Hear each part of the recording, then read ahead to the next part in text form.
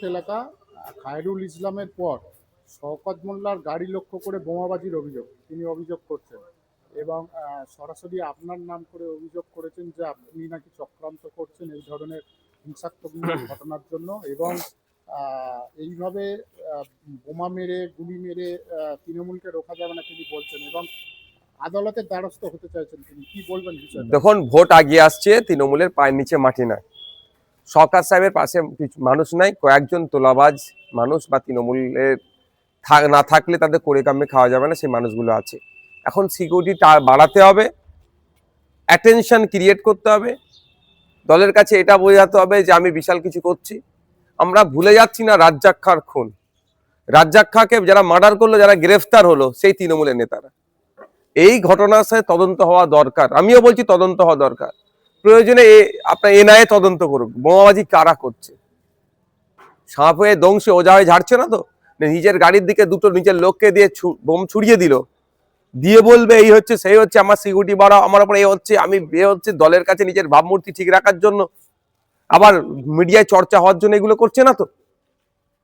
আমাদের ছেলেরা খেতে পাচ্ছে না, রমজান মাস চলছে, আপেল 250 টাকা, তরমুজ 50 টাকা, শসা 60 টাকা, 55 টাকায় নিলে হয় নাও, নাহলে চলে যাও, এরকম ভাবে গরম মারছে।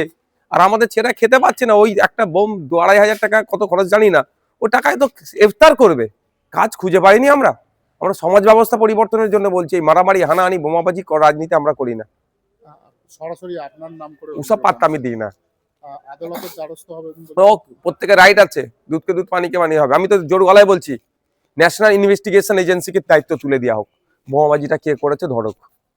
বলছি আরেকটা বিষয়, এবারে ভোটের আগে কেন্দ্রীয় বাহিনী চলে আসছে, সামনের মাসের প্রথমেই 2 দফায় কেন্দ্রীয় বাহিনী আসবে, কি বলবেন বিষয়টা? অন্যান্য বছর ভোট অ্যানাউন্সমেন্ট হওয়ার পর দেখুন, আমি এতটুকুই বলবো, কেন্দ্র বাহিনী কত বাহিনী আসবে কি আসবে সেটা বড় কথা নয়।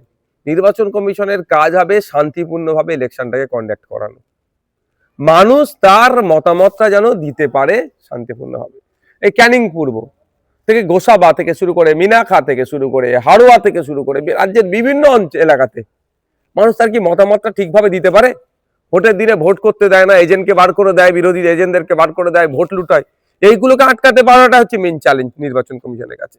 কত আগে কত পরে কেন্দ্রীয় বাহিনী আসবে সেটা প্রশ্ন নয়, নির্বাচন স্বচ্ছতার সাথে হওয়া দরকার, সেই প্রশ্নে আমি আওয়াজ তুলছি।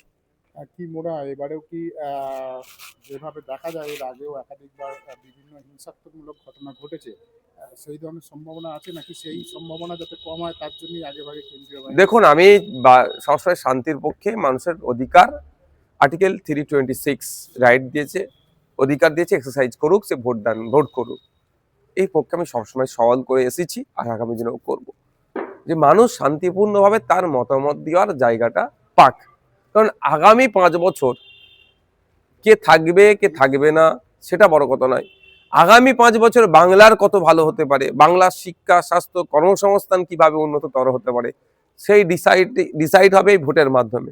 সুতরাং এটা একটা গুরুত্বপূর্ণ বিষয়, এখানে কোনোভাবেই যাতে না মতামতকে অগ্রাহ্য করা হয়, অর্থাৎ আমার মতামত অন্যজন জোর করে চাপিয়ে দিল, আমার ভোট দিতে দিল না, সে নিজে ছাপ্পায় মেরে দিল, এগুলো বন্ধ হোক।